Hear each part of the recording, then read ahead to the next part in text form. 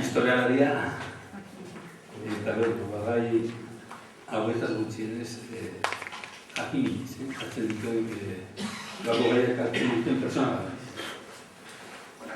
bat. Decía que, a modo de presentación, tampoco soy yo muy de presentarme, ¿no? Que ya me conocéis, ¿no? Entonces, gracias por venir. Soy historiador, me interesan mucho estos temas, y entonces muy agradecido a la CUP, a Miguel, que contactó conmigo para hablar de este tema, ¿no? De este tema que, visto lo que, en fin, los que estamos aquí, seguramente pues sabéis muchos más detalles que yo. Entonces, por eso yo le propuse a Miquel no hablar tanto, o casi nada, de lo que ocurrió aquel día, en junio, creo que ha habido unas exposiciones, va a haber algunos actos. El domingo creo que hay un documental en la ETV. Está muy bien informado, eso sí que lo sé. Entonces, bueno, pues yo creo que lo más interesante de la historia de esta y de cualquiera no es solo tener información de los hechos, sino intentar entender las cosas bajo algún tipo de lógica o cómo funciona todo esto, ¿no? Y este es el motivo que a mí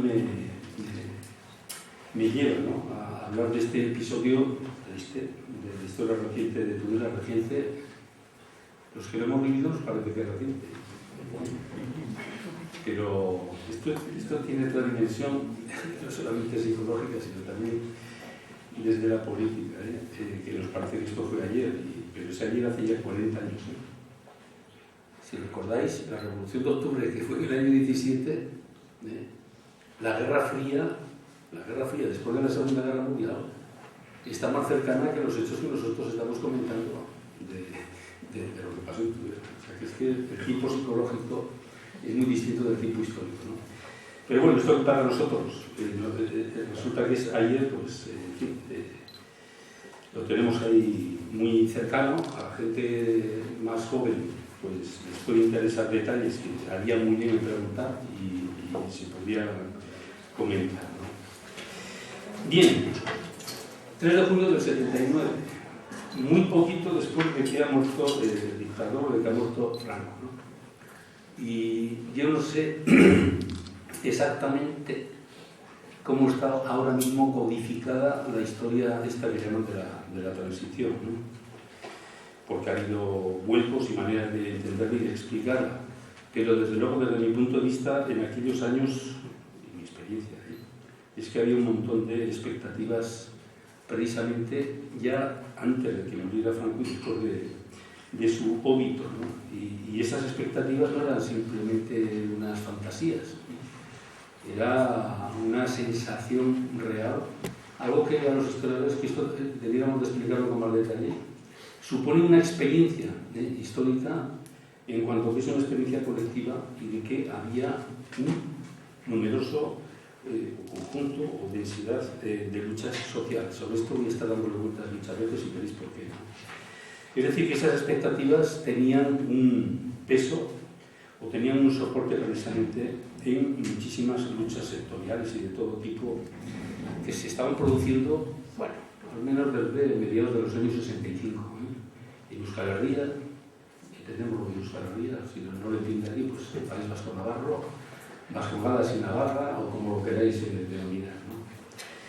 Los franquistas sabían perfectamente lo que era Euskal Herria. Pues si no lo tenéis fresco, los franquistas sabían perfectamente lo que era Euskal Herria. Los franquistas de los años 60, los post, probablemente esto pues no lo tienen tan fresco, ¿no? Bien, y entonces, ¿por qué es interesante esas expectativas y esos conflictos sociales de estos años, ¿no? Los años 60, 70, donde nosotros ubicamos todo lo que pasa en Tudela, no solo en el 79, sino en esos años después de la muerte de Franco. En mi opinión es algo que nos ha discutido muy bien. Es mi opinión. Nos ha discutido porque lo que se está ahí ventilando es ni más ni menos, ahora que está muy de moda, ¿no?, este concepto, este filósofo marxista italiano, estuvo preso con Mussolini durante muchos años.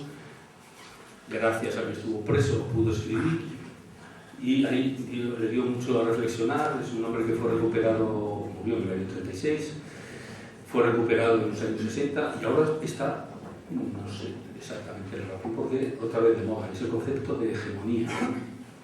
Y yo lo que entiendo es que durante los años de la transición, 74, 76, 78 y alguno más, lo que está en juego es ni más ni menos que un pulso por la hegemonía. ¿La hegemonía? Gramsci, que no he dicho, es el filósofo, lo entendía en otro ámbito y en otro sentido, ¿no? Pero aquí está claro, ¿eh? La hegemonía, ¿por qué? ¿Y para qué? La hegemonía sobre la dirección que iba a tomar el cambio, que se veía que era inevitable ya, muerto Franco, un cambio que no se sabe a dónde va a ir, y puede ir ni hacia aquí, ni hacia allí, ni hacia allí. Una lucha por la hegemonía, digamos, por la dirección del nuevo régimen en su ámbito social y también en su ámbito, sobre todo, político. Esto es lo que está en juego, ¿no? Y esto lo digo porque Euskal Herria es algo más que patente, más que patente. En los otros lugares del Estado también, pero ya vemos que tiene otra solución, otra salida, ¿no? Y ahí está también el juego, bueno, pues, que es lo que ocurre en este pulso, pues, por una parte por los movimientos sociales múltiples, heterogéneos que existen, no están homogeneizados políticamente. Yo considero que es un punto de partida, mientras que también en esa hegemonía, y por conducir lo que va a ser el nuevo régimen político, pues hay todo tipo de élites políticas, antiguas, nuevas, de los nuevos partidos, viejos partidos de carácter obrero, y ahí es lo que se va a dirimir, la cuestión de ir hacia una democracia más profunda, social y política, ¿no? Y en este contexto creciente de luchas y de es donde nosotros ubicamos a Navarra y a Tudela. No es una formulación ideológica la mía, pudiera parecer, ¿eh? Pero si vosotras o vosotros repasáis lo que está ocurriendo en esos años, y lo sabéis perfectamente, en realidad pues hay un montón de comunicados conjuntos de organizaciones que operan en los cuatro territorios, acciones solidarias, un montón de cosas, un montón de experiencias comunes, experiencias históricas, que es lo que yo llamo que da lugar a una conciencia común, en principio, de rechazo a la represión. Se cultiva, nunca mejor dicho, todo un ámbito de resistencia antirrepresiva inicialmente, pero que al poco empieza a tener también un carácter propositivo, es decir, un carácter de proponer cosas, no solamente de rechazo o defensa, sino también de plantear hacia el futuro cuestiones novedosas, ¿no?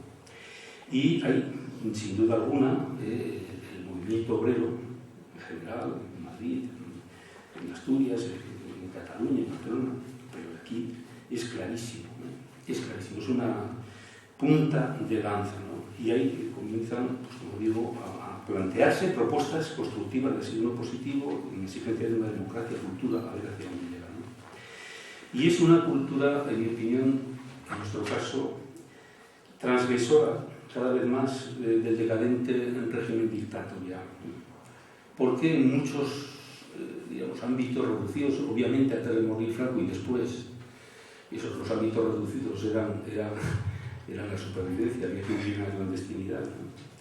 Pero ahí se plantean cuestiones obvias de ir a una modificación de la sociedad, no solamente de un régimen político o de alcanzar unas libertades, sino que se plantea, pues, se discute sobre el capitalismo, se habla muchísimo de los desequilibrios que han aparecido en la década anterior.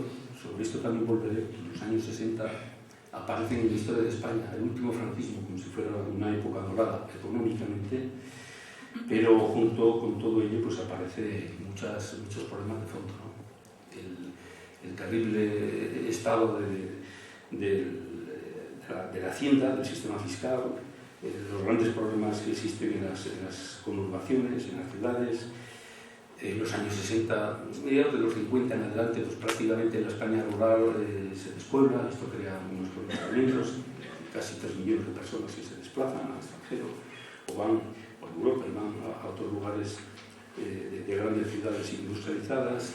En fin, hay muchos problemas que vienen de finales de los años 60 y todo esto está ahí, son 73, 75, 76. ¿no? Todo esto es, en mi opinión, una cuestión bastante obvia, ¿no? ¿Qué es lo que ocurre por parte del régimen ante estas crecientes demandas y estas reivindicaciones? También es decir, que sí parece un tópico, ¿no? Decirlo, pero es un elemento represivo sistemático. Es una política de responder con la violencia ante cualquier protesta de la población, ante cualquier propuesta vecinal. Hay un sociólogo, tiene apellido vasco, está antes estaba en Po, Jauregui Garri, tenéis su tesis doctoral en internet, que ya en el año 82 y 83 conceptualizó un poquito todo lo que eran estos movimientos de protesta, ¿no? Y él habló del surgimiento de un movimiento de masas radical vasco. Movimiento de masas radical vasco. O sea, no era simplemente que un sindicato hace una cosa, un movimiento sectorial hace otro. Comenzaba a existir ahí un protagonismo colectivo importante.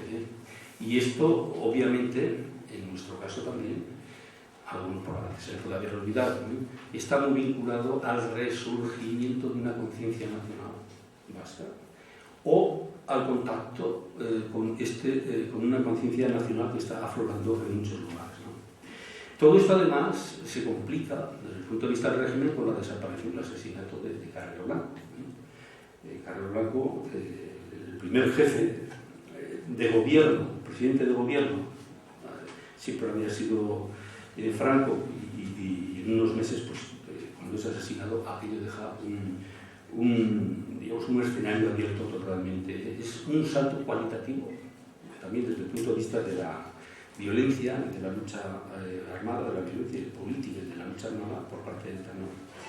Que coge de sorpresa al régimen y que a partir de ahí, de manera general también, para el régimen, podríamos hablar largo y tendido, comienza a haber una preocupación, ya venía, de hacía 2 o 3 años antes, pero empieza a haber una preocupación realmente seria, ¿no? Porque la oposición, aunque sea multiforme, heterogénea, comienza a tener ya una apariencia pública, un rostro público. En el momento en que esto sucede, además, no hay un recambio natural. Carrero Blanco era el recambio natural al dictador, ¿no? O sea, hay una avalancha de la presión popular y ahí está el régimen, diríamos, de esta manera, pues un poco cogido sorpresivamente, y además le va a durar la sorpresa. Bien, en lo que hace referencia a nosotros, ya lo mencionaré con más detalle, también lo sabéis perfectamente, hay toda una variedad, una multiplicación de iniciativas organizativas y sociales increíbles. Lo hay en otros lugares del Estado, pero es realmente increíble, ¿no? Y ya señalo una diferencia con respecto a otros sitios, y es que, también lo sabéis, muchas de estas organizaciones en otros sitios nacen sobre todo al amparo del Partido Comunista de España. El Partido Comunista de España, pues en muchos lugares de Euskal Herria no tiene tradición, o no tiene en estos momentos peso, y mucho menos el PSOE. El Partido Socialista Obrero Español es un partido que nace en el año 74, y como dice Helen Graham, una de las discípulas de Paul Preston, es un partido nuevo, y nació en el año 74, un partido nuevo porque la situación era nueva, por lo que queráis, ¿sí? O sea que esa multitud de iniciativas, de movimientos sociales, de reivindicativas, etcétera, etcétera, no conectan, por decirlo así, muy directamente, como ocurre en otros lugares de la historia de su país, ¿no?, con partidos de carácter estatal de izquierda clásicos, ¿no? Bien, en mi opinión, doy otro paso en este sentido. La historia española de los años 70, los años del siglo pasado, ¿no?, se mueve un tanto, hablando de la transición política, se mueve un tanto, en fin, este dicho clásico viene de la mitología, entre Escila y Carín, entre la espada y la pared, ¿no? De alguna manera, con la muerte de Franco y su dictadura, Escila está ahí, ¿no? Es un estrecho, ¿no?, tenías que pasar y ahí te la jugabas, por decirlo de esta manera, ¿no? la mitología me refiero, hay una imposibilidad de continuidad. Cuando muere Franco esto es imposible. Lo mismo ocurrió con Benito Mussolini o con Salazar o ocurrió también con Hitler, ¿no? Hay una posibilidad, en los casos de fascismo que conocemos, de que haya una continuidad en el momento que desaparece la figura del dictador. Este sería pues un condicionamiento terrible, ¿no? Pero por otro lado, su heredero, lo que es la monarquía parlamentaria, borbónica, juancarlista, pues también es el carácter, ¿no? Es, en mi opinión, la fedataria de las líneas de continuidad con el franquismo. Porque la monarquía parlamentaria no nace ex novo, no nace de cero, ¿no? Y entonces esto crea, en mi opinión, una serie de problemas, una serie, digamos, de continuidades, de cuestiones estructurales.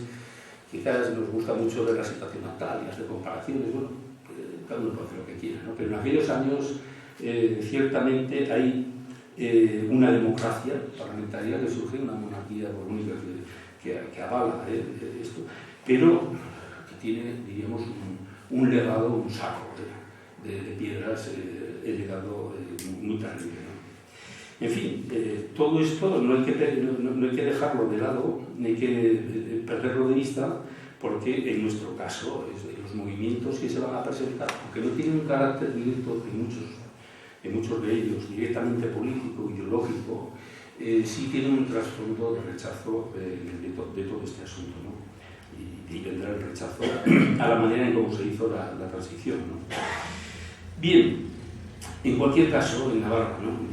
Haciendo una pequeña fotografía, ¿no? Un flashback, vemos, y esto también lo hemos hablado muchas veces aquí, en nuestra ciudad, pues hubo una represión especialmente violenta después del año 36, o a partir del año 36.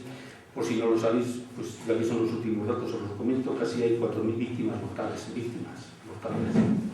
No hablo de fusilamientos, de los cuales pues casi 2.800, en fin, conocemos perfectamente todos sus datos, y hay casi 13.000 y pico presos. No son todos navarros, pero es una auténtica barbaridad, ¿no? Los datos de Tudela también los conocemos, si no los podemos comentar. Es decir, que ha habido una ruptura, una doble ruptura, en el año 36 con respecto al periodo anterior, y mediante la formación del Estado franquista y su represión durante la guerra y después, unas décadas en las cuales era imposible que hubiera ningún asunto, digamos, reivindicativo, no existía la oposición. Pero, sin embargo, a finales de los años 60, mediados de los 60 y los 70, de nuevo, esto resurge, y además resurge, como digo, de una manera bastante colectiva. Y me remitía, cuando empezaba a hablar de las experiencias colectivas, de las experiencias históricas, es imposible ahora mismo reflejar. Tenemos muchas siglas que hacen referencia a organizaciones obreras, a organizaciones políticas, a organizaciones meramente sociales, pero es que es infinito, merece la pena. Y además es que realmente es muy desconocido porque no está estudiado. Curso, POC, OAC, comisiones de los 60 y 70, UGT cuando surgió en los 70, es los sindicatos unitarios, la CESUT, el FELIPE, Integración Popular, ORCPCI, MC, ELC, LKI, es un poco pidiendo a los jóvenes, si esto no lo habéis vivido, merece la pena decirlo, ¿no? ELC, LKI, OIC, ECA, ETA, Quinta, ETA, Sexta, EJAS, JASIL, LAIA, SD, CAS, UAGN, UT, en fin, culturalmente es dotada y Euskal Cantecas por la Euskal Universitaria, todo esto 60 y 70. Y el ámbito, en fin, vecinal, la Asociación Vecina, la Coordinadora de Ayuntamientos Vascos, el ámbito eclesial de Visarria, 2000 Coordinadora de Sacerdotes Vascos Cristianos de Base, CIX, esto es increíble. Y en concreto, ya que estamos por un tema terrible de lo de Gladys, bueno, pues todo el movimiento ecologista que han tenido que hubo ya desde el principio de los años 70, ¿no? La Coordinadora por Defensa de la Costa Vasca Nuclear, ACMAR, etcétera. Estoy hablando de organizaciones formales, porque si habláramos de experiencias colectivas, de cosas que se hacen en los barrios, sería increíble, ¿no? Bien, todo esto, como digo, es lo que le llegó a Jauregui Berri y luego a Paco Letamenguía o a otros historiadores como Philip Sidler a hablar del movimiento de masas radical vasco. Conclusión, en mi opinión, la transición política en Euskal Herria fue distinta que en otras zonas del Estado. Fue distinta.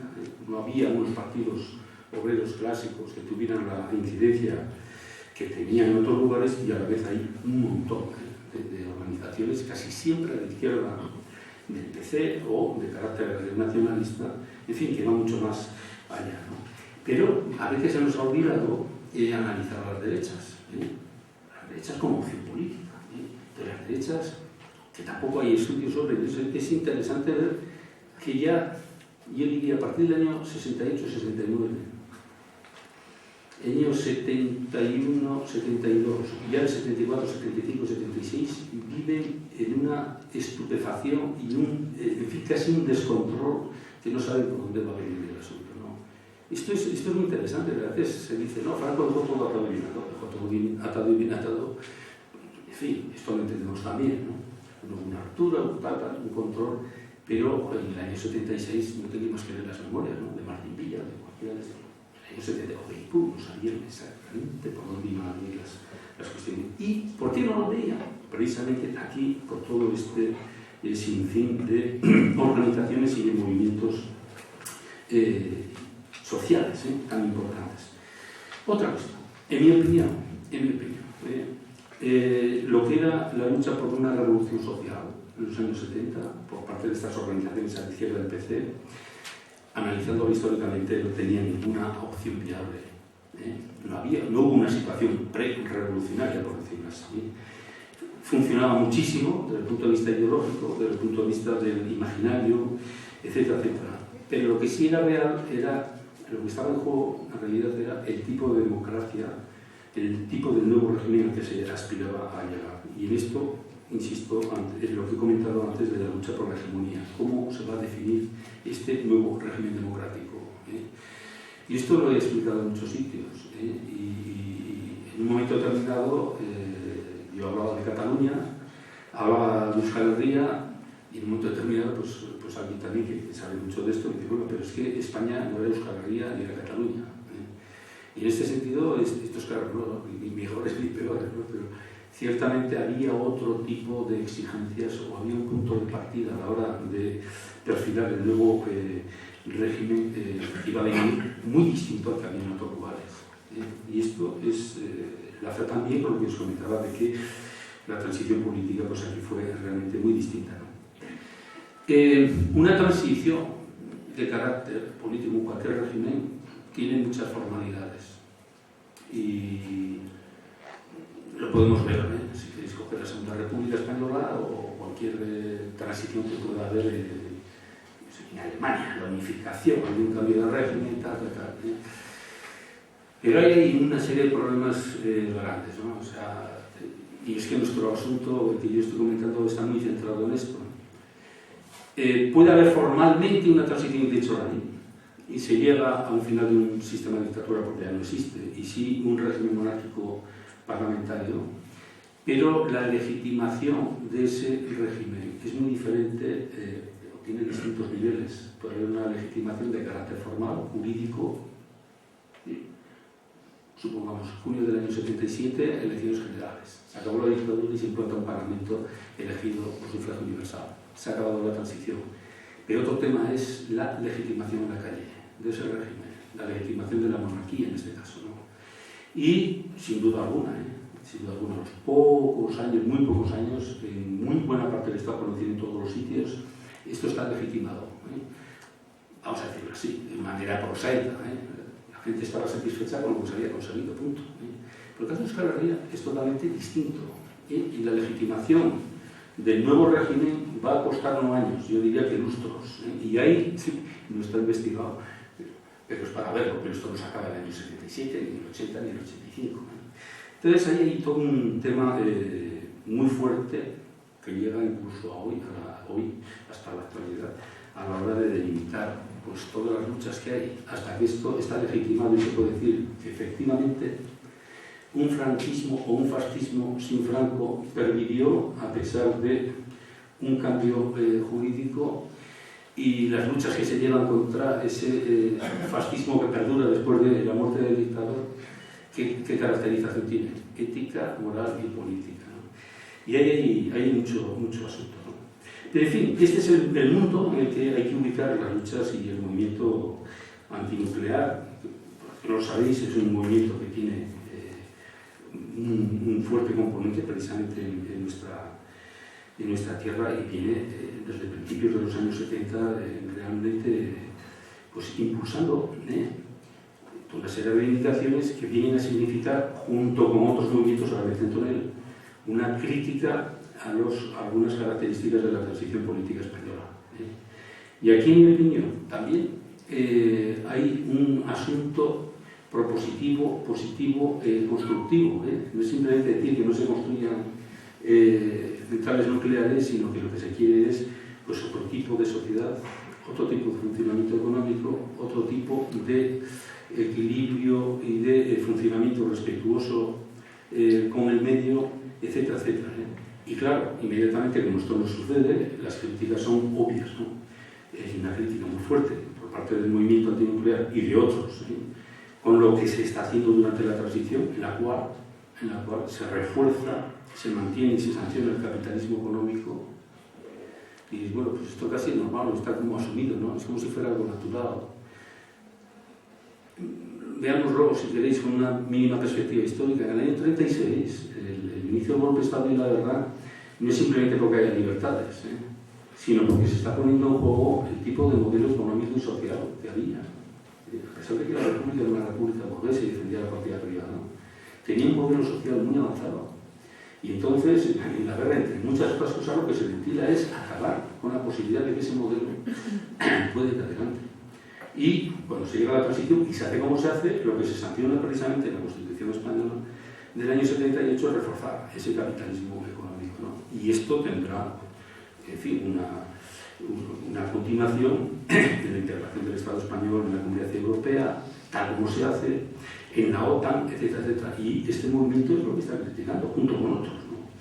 Esto es interesante. Y de aquí volvemos a un asunto que siempre en todas las conferencias que damos, aunque se hable de lo que se hable, se vuelve a él, ¿no? Que se habla de la Constitución de 1978.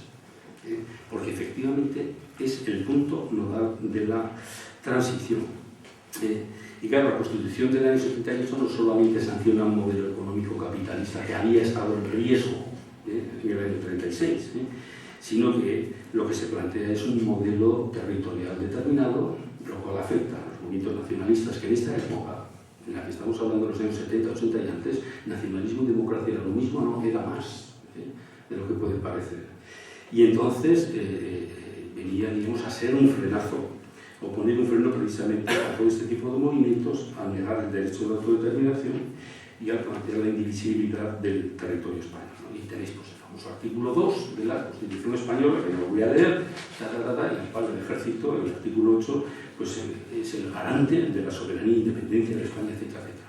Por si no lo sabéis, este artículo 2, cuando se está discutiendo, la redacción última no tiene nada que ver con lo que se estaba en los esbozos primeros que se hicieron, no tiene nada que ver.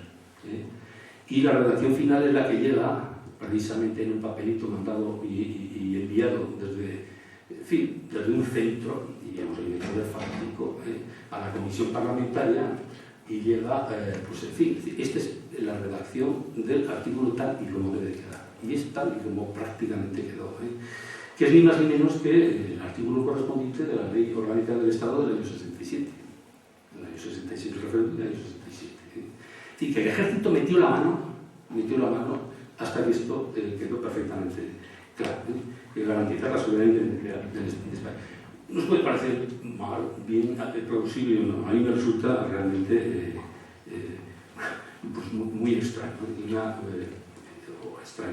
o no tengo capacidad para admitirlo, ¿no? En una democracia que se está estrenando, pues que esa soberanía, se supone del pueblo, que debe de dirimir sobre los asuntos importantes, bueno, pues que venga el papelito, dicho, esto está escrito por los que estaban allí en la reunión, yo lo hice lectura, etcétera, etcétera.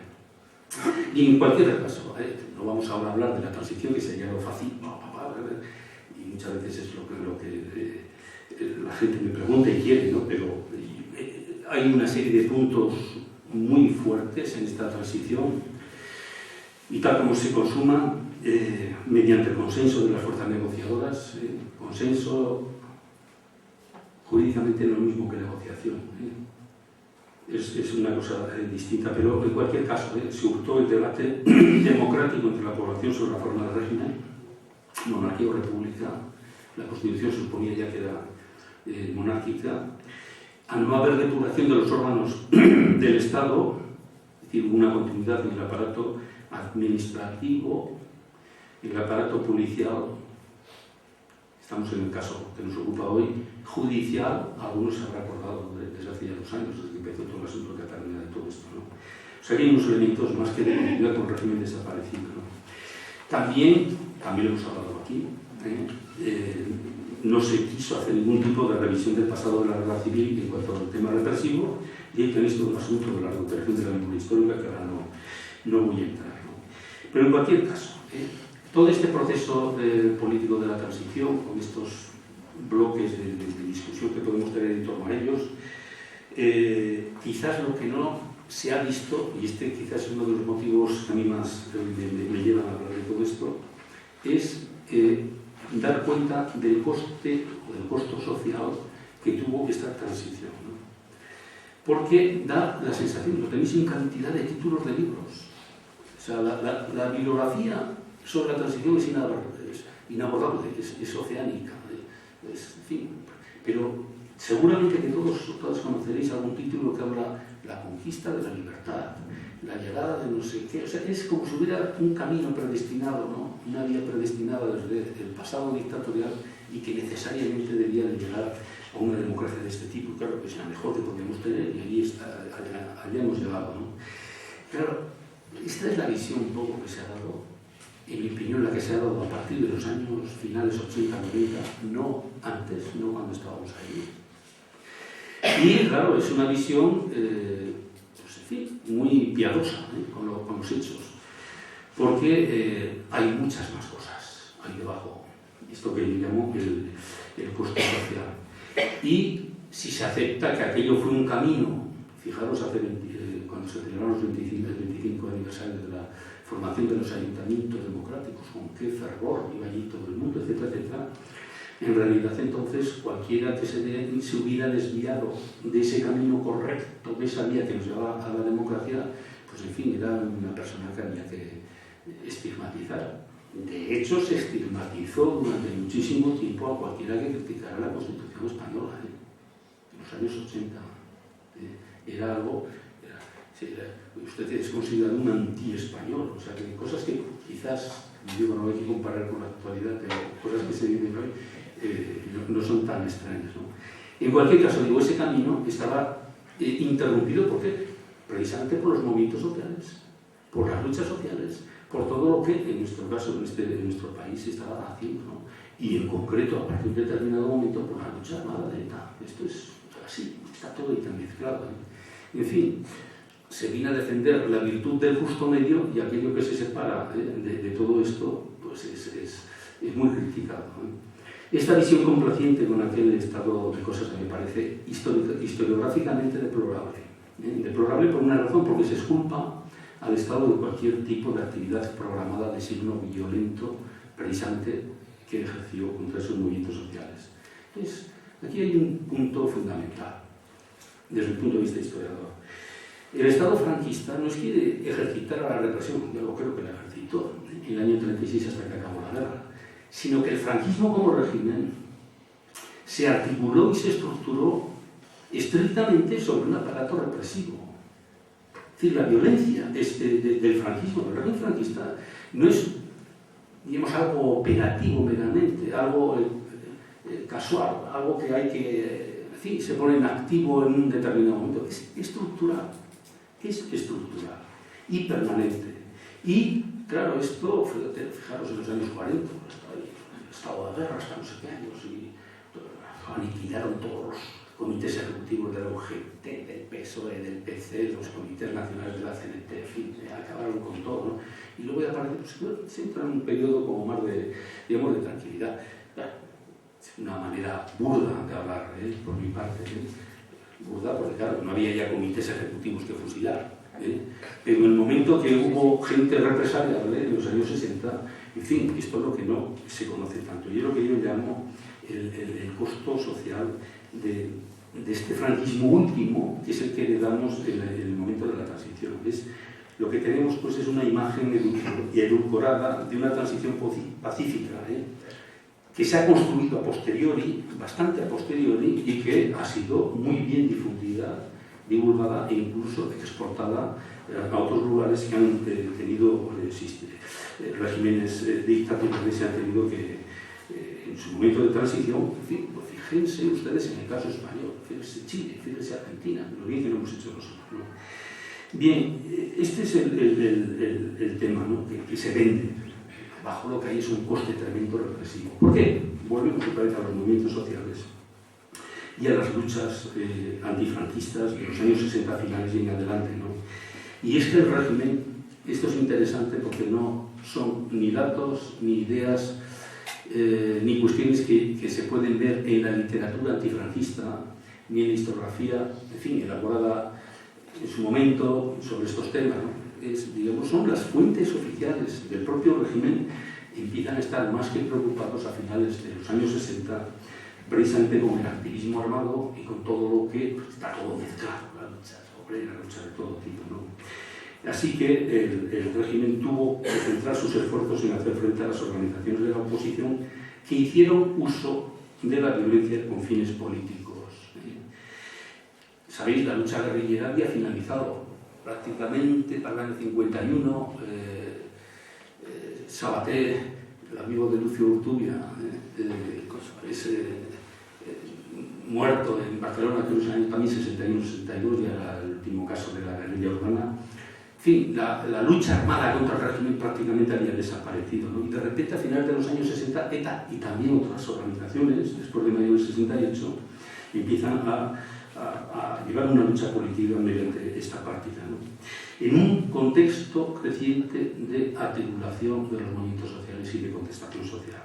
Y es ahí donde el régimen comienza a alarmarse, de tal manera que en su seno se ven las disensiones, los enfrentamientos, a ver por dónde debemos atacar este asunto, si hay que utilizar los métodos de antes, los de ahora, en fin.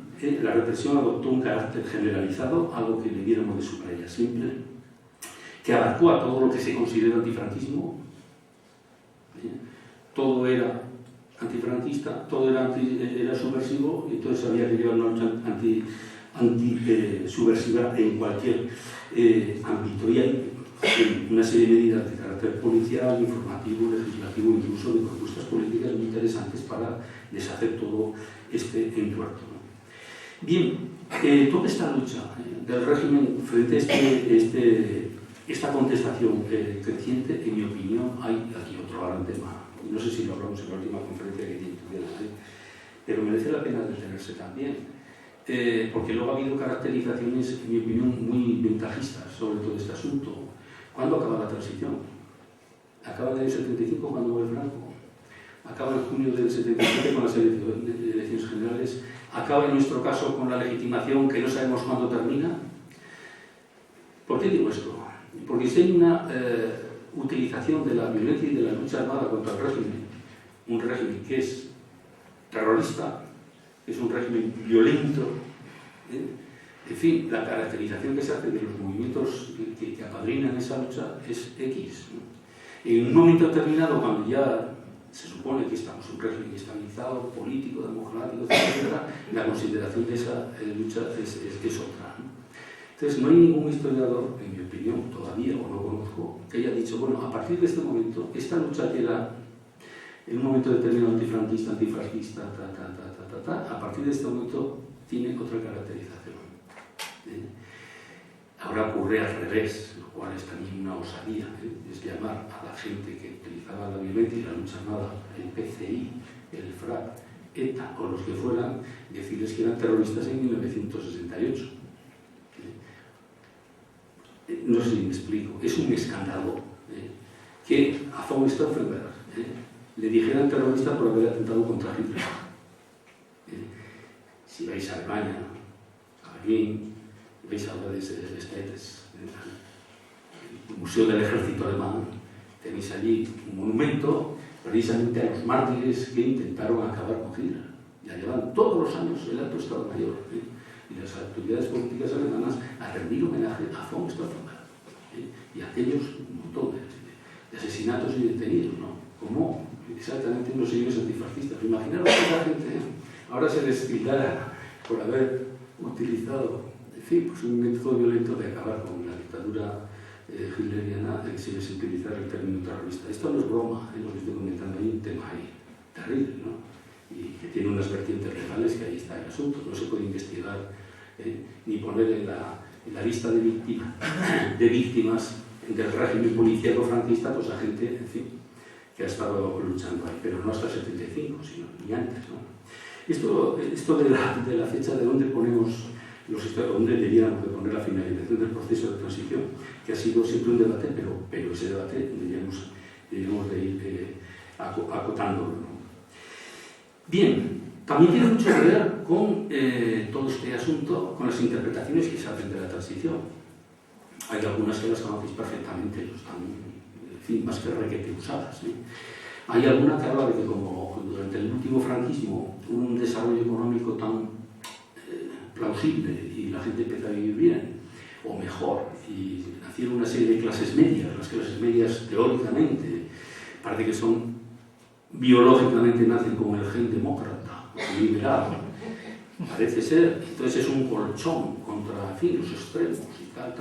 Pues en definitiva, como se dio luego la transición política española en el año 76, 77, 78 con estos condimentos, pues en realidad Franco, al haber potenciado esa economía bollante y el crecimiento de estas clases medias, no se extrañe, porque está literalmente dicho, es el que preparó la democracia en España. Francisco Franco Bamonte. Entonces, en fin, este es un tipo de explicación de carácter socioeconómico que está ahí, tiene más complejidad, ¿verdad? Pero resulta algo no chocante, pero sí que tiene mira la cosa, ¿no? Luego hay otro asunto, ¿no? Es como la oposición en general era muy débil, pues entonces las élites del franquismo, que son muy diversas, heterogéneas, pues hubo gente que dijo, bueno, así no podemos seguir, porque ya Franco está desde finales del 68, 69 está muy avejentado, entonces se dieron cuenta de todo este asunto y prácticamente fueron ellos los que dieron cuenta de darle vuelta al asunto, ¿no?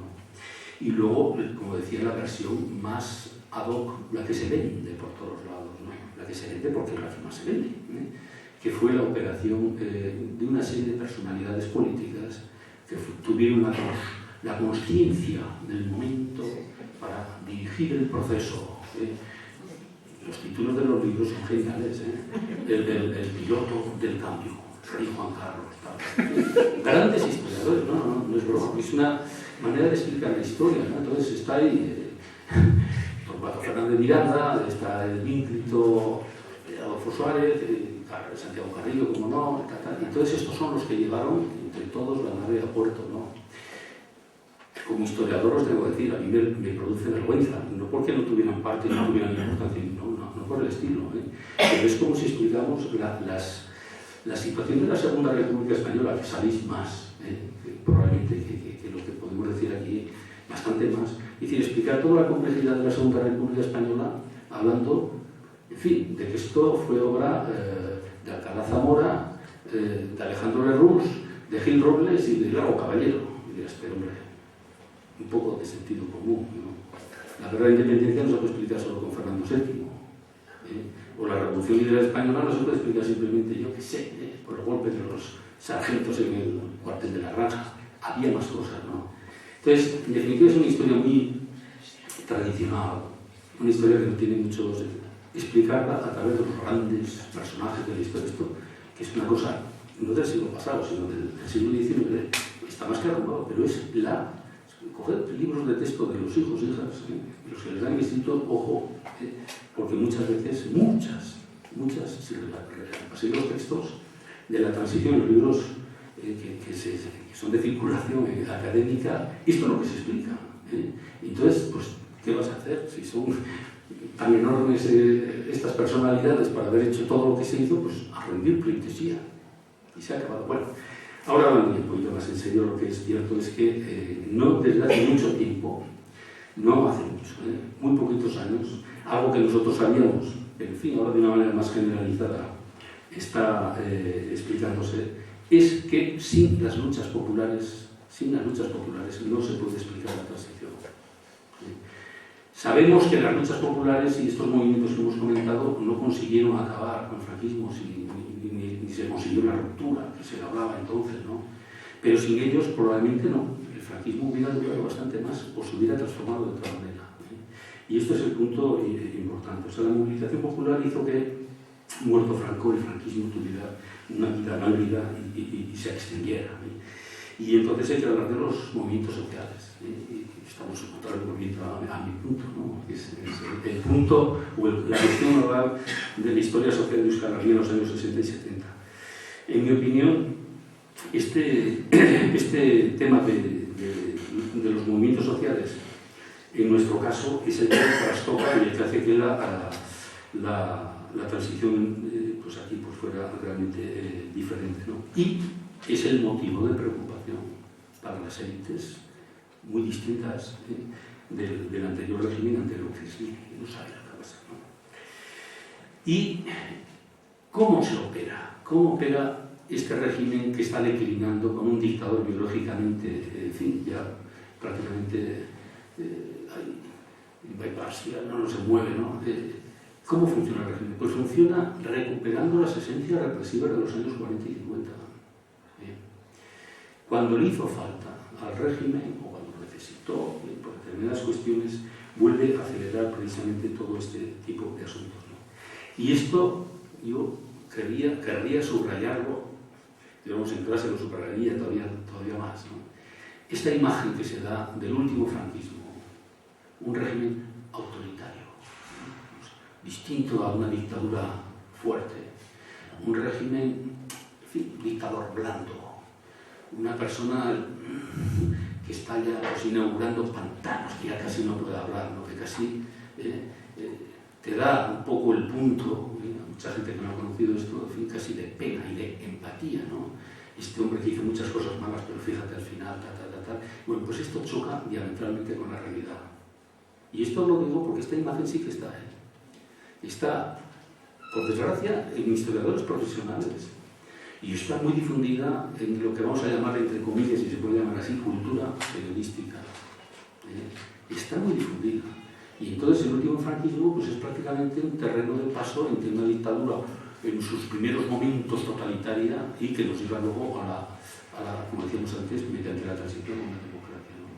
Es un tipo de imagen, en mi opinión, que se ha construido perfectamente y que ha calado, y con esto se juega muchísimo. Un dictador blando, no es el que firma las sentencias de muerte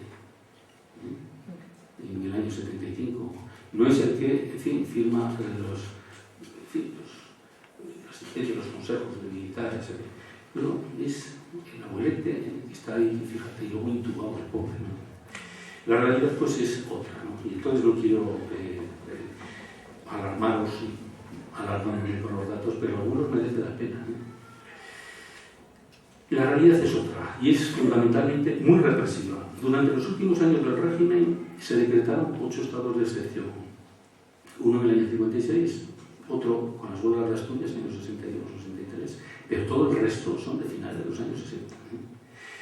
En torno a 9.000 personas fueron procesadas por el TOC, el Tribunal de Orden Público, una sección especial de la jurisdicción ordinaria para ver las causas relativas a los delitos de orden público, en detrimento de la jurisdicción militar, teóricamente. Luego veremos que así no funciona para nada. Entre el año 64 y 76, casi 5.600 civiles fueron juzgados y condenados en consejos de guerra, entre el año 60 y 77. Hubo 9 penas de muerte, las 5 que conocemos, por motivos políticos. Estoy hablando de memoria. Antique, Julián Grimao y 2 anarquistas, Renatos, y no me acuerdo cómo se llamaba el otro, también en el 63, que los agarrotaron, ¿no?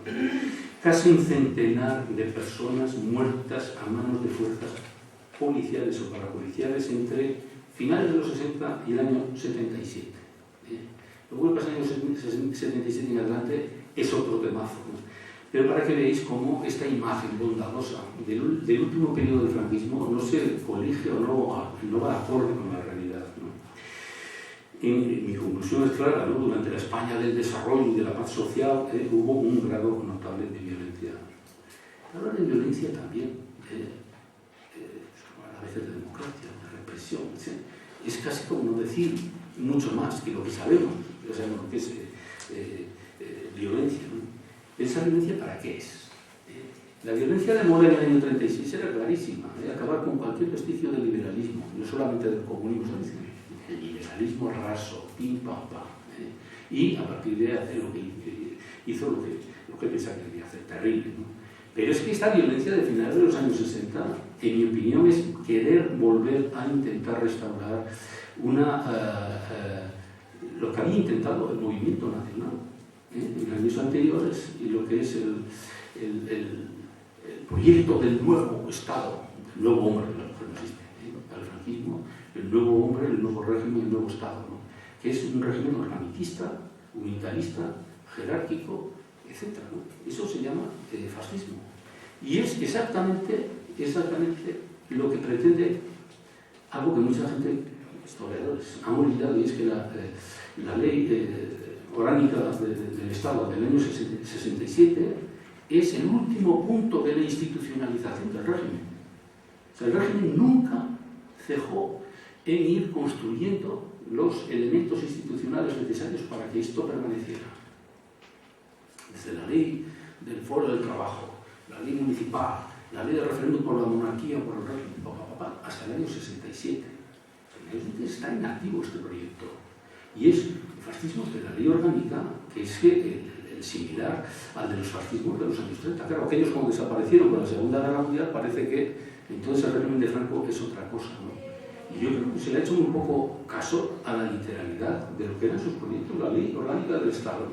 Del año 67 lo que viene es a culminar todo este proceso, ¿no? Organicismo, unitarismo, la democracia orgánica, todo lo que es, ¿no?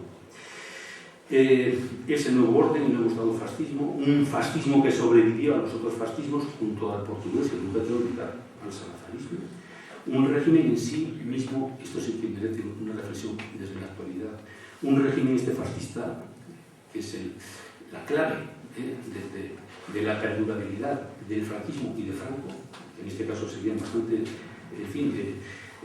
equiparables, un régimen en sí mismo adaptativo. Se fue amoldando a todas las situaciones internacionales que hizo falta para perdurarse, ¿no? Y que siempre, no olvidéis, o no olvidemos, que siempre integró a las élites dirigentes. Nunca llegó el fascismo al poder, ni lo ejerció sin contar con el consentimiento de las élites tradicionales. Esto tiene miga, visto lo visto. La falange puede vestirse de correajes, puede hacer lo que sea, puede hacer el saludo, los otros pueden hacer el desfile del paso de la hoja, ustedes pueden hacer lo que quieran, pero si Víctor Manuel III, el ejército italiano, la administración, el Papa, Pío XI, etc., no le dan el place, Benito Mussolini habría pasado a la historia como un bocazas. Bocazas escribía bien, un poco más. Son las élites, las que no figuran con correas ni desfilan, las que posibilitan que un régimen de este tipo pueda ir adelante porque conviene. No hago ningún comentario en la actualidad porque no conviene tampoco. En fin, la política de orden público del franquismo, ¿no?, se fundamenta en una continua excepcionalidad. Hablar de esto a mí me resulta casi una excrecencia, porque el franquismo es un régimen excepcional. Y entonces, en ese régimen excepcional, las leyes que tiene, crea excepciones. O sea, es, nunca mejor dicho, una redundancia, ¿no? El Estado, no voy a comentar todas las leyes, estaros tranquilas, ¿no? Pero el estado de guerra estuvo vigente hasta 1948. Inmediatamente hubo, no digo las fechas ya, ley sobre la represión de la masonería y el comunismo, la ley para la seguridad del Estado, la ley de rebelión militar, el decreto ley sobre la represión de los delitos de bandidez y terrorismo, el nuevo Código Penal que se habla de terrorismo vinculado al fin de ha sido un terrorista conceptualizado antes. Aquel que atenta contra la seguridad del Estado o altera el orden público. A partir de los conflictos estudiantiles del 56 y 57, nueva producción legislativa en este sentido, para acabar con las actuaciones extremistas, la ley de orden público del 59, otro decreto, etcétera, etcétera. De tal manera que aquí se judicializa, también término muy actual, cualquier tipo de acción relacionada con el ejercicio del derecho a la expresión, reunión, manifestación, y todos ellos incluyen el delito de rebelión militar. El TOP, que nace a partir del año 60-64, en estos primeros años, parece ser que querían quitarle fuerza a la jurisdicción castrense, pero inmediatamente el TOP vuelve a tomar medidas y no contradice a la jurisdicción militar. A finales de la década del 60, cuando empieza realmente ya a haber una actividad violenta no muy grande, desde el punto de vista armado por ETA y por otras organizaciones, vuelve otra vez el régimen a sus esencias, recuperando los mecanismos represivos de sus orígenes. Pues todo esto se da en los años de bonanza.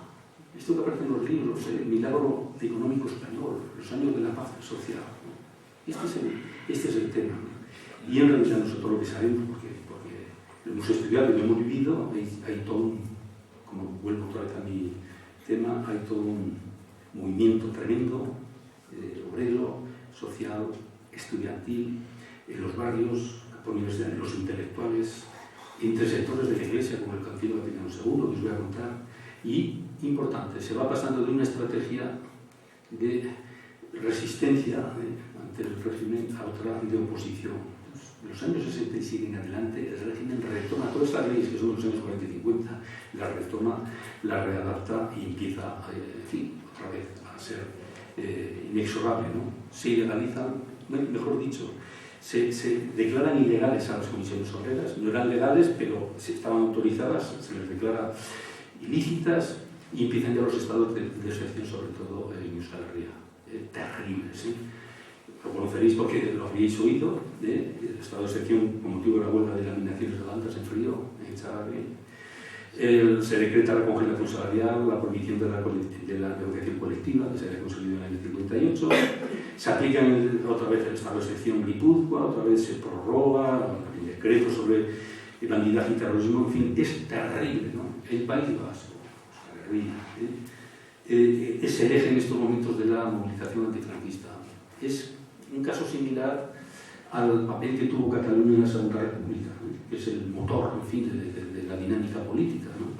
En este caso, en esta época, sin duda algunos guerrerías en Guipúzcoa y Vizcaya, en los años 69, tuvieron las 2/3 partes de todos los conflictos sociolaborales que hubo en todo el Estado.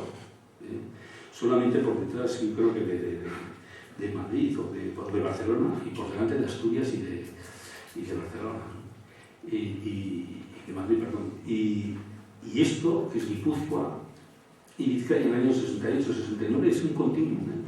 Y a partir del año 73 entra Navarra y al lado. Navarra en el año 73-74 es la tercera provincia que más horas, miles de horas de trabajo pierde en todo el Estado, ¿no? Y esta contestación, que es muy genérico lo que os digo, está cada vez más vinculada a un surgimiento de pertenencia nacional. Y es un punto, ya se veía, el reforzamiento del vasquismo ya desde los años 64, empieza a convocarse pues, a tribunas que son muy reprimidos, pero empieza a haber, en fin. Pero en cualquier caso, es muy interesante todo lo que ocurre en torno a ETA, con la Quinta Asamblea, las propuestas ideológicas que se entienden, es que si no, no se entiende. Más de carácter étnico, más de carácter obrerista, más de carácter descolonizador tercermundista, que en los años 60 culmina todo el proceso de descolonización de África, excepto las colonias de Angola y Mozambique de Portugal, con la independencia de Argelia en el año 62, pero nacen 50 países nuevos, de todo el imperialismo europeo de 1880 a 1914 cae como un dominó, ¿no? Entonces hay todo un mundo ahí, y si no, no se entiende, ¿no? Todo esto, ¿no? Claro, tampoco voy a dar los datos, pero cada estado de excepción pues, tiene cientos y cientos de detenidos, ¿no? Y, en fin, definitiva, ¿no? La represión es cada vez más amplia, más indiscriminada. Es un problema, como decía antes, en las fuentes policiales, que son yo las que he podido ahora manejar, afortunadamente, pues empieza a haber en sus escritos sus disensiones, sus diferencias, a ver cómo salir de todo esto, ¿no? Las causas abiertas que se instruyen por parte del top van increciendo, pero no os podéis imaginar también la gente, el número de detenidos, todo esto, ¿no? Y aquí no voy a comentar solamente una cosa que me parece muy importante, ¿no? Y es que el Estado, a pesar de que, como digo, hay muchas disensiones, empieza a afinar en la manera de poder neutralizar todo este movimiento de disidencia, como le llamo yo, entre las luchas sociales o las luchas la lucha armada, la lucha política, ¿no? Y hay, como digo, muchas opiniones distintas, pero ya empieza a afinarse. No merece la pena golpear indiscriminadamente, porque ese antifranquismo, que está cada vez más vinculado a una conciencia nacional en el País Vasco, lo está retroalimentando la propia policía y el propio régimen, ¿no?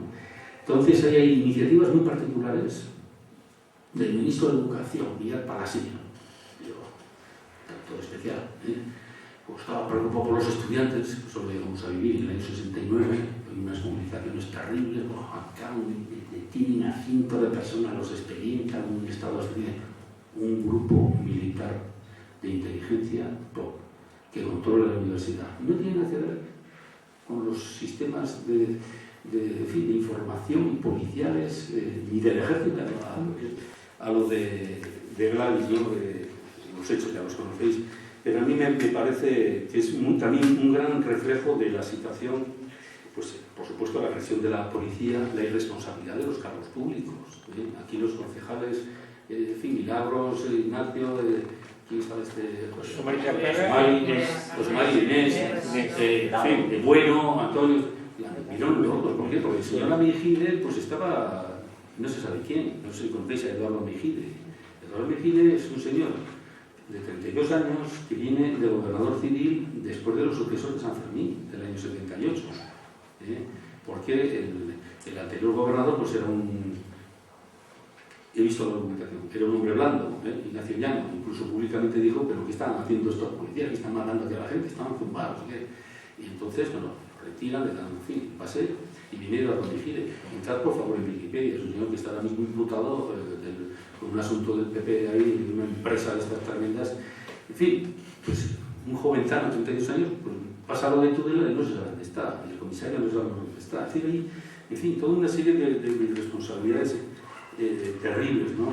Pero luego toda para que veáis que no es retórica, una respuesta unitaria en aquel momento de Tudela contra lo que ocurrió, pero luego al día siguiente, los 2 días siguientes en Toulouse, una huelga, y en otros lugares unas manifestaciones de protesta tremendas en Gerona. Esto es tremendo, ¿no? Y este es un poco el ejemplo que veo yo en este caso con respecto al movimiento antinuclear, su represión como un símbolo, que era este movimiento un símbolo de la disidencia, ¿no? Una disidencia que quiere desarrollar otro tipo de régimen, de otro tipo de democracia, pero que es masacrado en este momento aquí, ¿no? Las jornadas internacionales, esas jornadas internacionales que se celebraron aquí, que se venían celebrando y se celebraron después, si bien los programas es la manera de ubicar un problema local con un problema general, que esto en Europa en los años 60 y 70 está así, Desde la lucha antinuclear, cuando quisieron poner todo el asunto de los misiles frente a Alemania del Este, esto es un tema terrible, ¿no? Y Inglaterra, un movimiento enorme, ¿no? Y entonces conectaba pues, lo que es una experiencia local, y no queremos centrales nucleares en Tudela, ni que se construyan, ni las que están en construcción, con todo el tema del ENOI, que es realmente importante. Pero esto incluye, como digo, no un rechazo del régimen, no, es un rechazo de un modelo de sociedad. Y esto a mí me parece, pues, en fin, un asunto muy interesante, ¿no?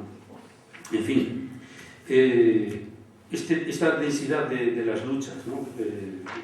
Proviene de todo como digo, de ese tratamiento que yo analizo de los movimientos sociales.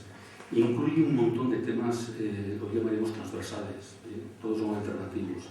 Si cogéis los programas, hablan de la lucha en favor de los presos sociales, del feminismo, de la igualdad sexual. Se habla, por supuesto, a favor de la amnistía y de defensa de los presos políticos vascos. Se habla de un montón de cosas, de la universidad, del instituto universitario vasco. Es todo un complejo tremendo de cuestiones. ¿Cómo lo traduzco yo para acabar? Y yo creo que este es el elemento clave. Pues un poco lo que dijo Jauregui de Rey. Ese movimiento social vasco de masas y radical en realidad estaba alumbrando un sujeto histórico nuevo. Y cuando hablo de sujeto histórico no estoy hablando de que hay gente que protesta. No. Estoy hablando de que hay cada vez más una consciencia colectiva que va más allá de lo sociológico, de la protesta sectorial, y que está planteando otro tipo de cosas. Y esto es lo que explica que para nosotros, desde el punto de vista de la historia, la transición no fuera un punto de llegada, hemos llegado a la libertad, era el punto de partida para una transformación posterior. Mientras que en otros lugares del Estado, pues el punto de llegada, y estamos muy bien con esto, pues ya está. Y este es un poco el tema. Y ese sujeto histórico, luego, obviamente, toda la historia nace, se desarrolla, puede aumentar, puede desarrollarse, puede llegar o puede disminuir. Este sería un poco la historia de los años 80 y 90, que ha pasado con ese sujeto, ¿no? Se ha transformado, ha habido, en fin, cuestiones ahí. Obviamente no es el mismo que estaba in nuce en los años 75, 76, 77, que estaba a punto de explotar ese brote, ¿no? Pero ese concepto de sujeto histórico, como que no es simplemente una clase obrera consciente, es más en este caso. Es un movimiento transversal social vasco. La clase obrera a partir de los años 80 es deshecha con la crisis económica y es deshecha biológicamente porque la gente luchadora a los 50, 60, 70 se jubiló, se ha muerto. Entonces estamos en otro tema y el capitalismo ha cambiado a partir de los años 90 totalmente y estamos, como dicen los alemanes, en un Satterzeit, en un tiempo de cabalgamiento, de transformación, que es distinto, y el cual hasta el vocabulario no significa lo mismo. Tú ahora hablamos con una persona, siempre le miro a mí, que no te va a mirar, de 20 años en clase y le dices el comunismo que es, y lo normal es que con la letanía actual pues le diga que es un movimiento totalitario que no sé qué. En nuestra época el comunismo era y es un movimiento, en fin, de esperanza, de liberación de las clases sociales y la liberación de la humanidad. No hace falta ser tampoco muy retórico ni citar a Marx, pero esto era. Y decirles a una persona que es la revolución hoy o que era antes, y esto, o sea, estamos en otra época, pero obviamente hay una continuidad biológica y una continuidad de experiencias, y ese sujeto histórico de Euskal Herria pues está ahí. De alguna u otra manera, iba a decir alguna cosa, no quiero decir más, para no... pero efectivamente está ahí. Y hay una masa consciente.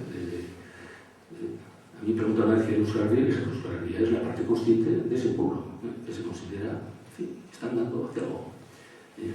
En fin, pero este es un poco el contexto en el que se produce la lucha antinuclear y se produce, en fin, todo este acto sanguinario con la muerte de Gladys o con la muerte, en fin, de Juan Luis, o luego de Pepe Barros, o luego de Ryan, o de quien sea, ¿no? O Ryan, ¿no? Y todo este es un tema, pero si nos olvidamos lo que fue el franquismo en su última época, no entenderemos nada. Porque efectivamente, si no, pues ¿de qué está protestando esta gente? Si estamos ya en un terreno, en fin, perfectamente aprobado desde Europa y estamos ya en marcha, ¿no? Bien, pues oye, si os parece, ahora si queréis preguntamos, si puedo respondo y es que